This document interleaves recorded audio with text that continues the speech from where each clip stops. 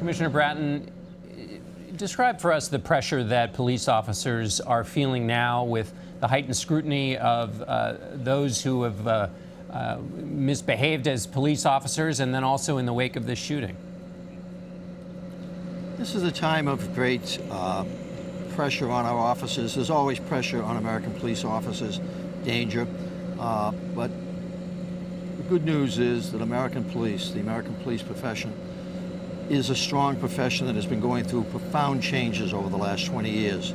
Constant improvement in their training, constant improvement in use of force, continuing efforts in recent years to teach our officers de-escalation techniques, and also the idea of trying to see the community and have the community see them.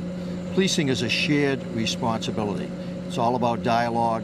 It's all about understanding each other, seeing each other, hearing each other. Remember, police officers come from the community. We don't bring them in from Mars. They come from the communities they police.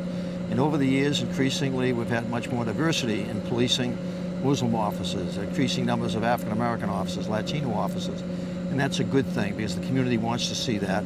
And that's part of the way we bridge the divide that currently exists between police and community, a divide that has been closing and a divide that we hope over time, and certainly here in New York, I can speak for our efforts here the last several years, myself and Mayor de Blasio, to not only bridge the divide, but to close it.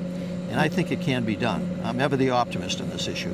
Commissioner Bratton, as someone who had police officers killed in a similar incident to the kind that happened in Dallas, did you see this coming, given the level of tension and debate? We did not. I'll speak for myself that we've had a relatively peaceful 2 years in New York since that horrific murder of Detectives Liu and Ramos, that the communities did come together. We've been engaging in dialogue. I've had close to 600 meetings since that murder with community leaders, community activists, and we've had a relatively long period of stability in New York City.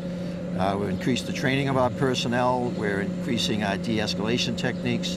And it has been a time of healing.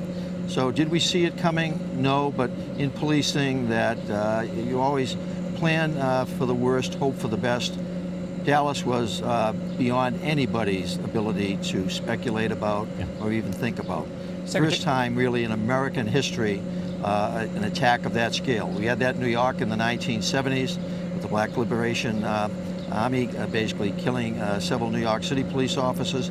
But something like Dallas, that who could have ever thought something like that would occur here in the United States? Secretary Johnson, you've talked about the balance between Homeland Security and American freedoms. Where do you think that balance is on the law enforcement front between enforcing the law and the freedoms of citizens?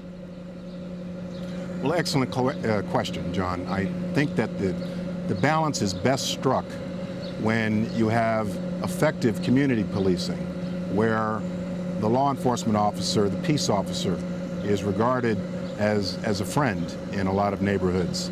You see a lot of that happening here in New York City. I've seen that in other cities as well. We're not a police state, and the most effective way to strike that balance is when, as the commissioner said, the public and law enforcement is working together at protection, at community peace.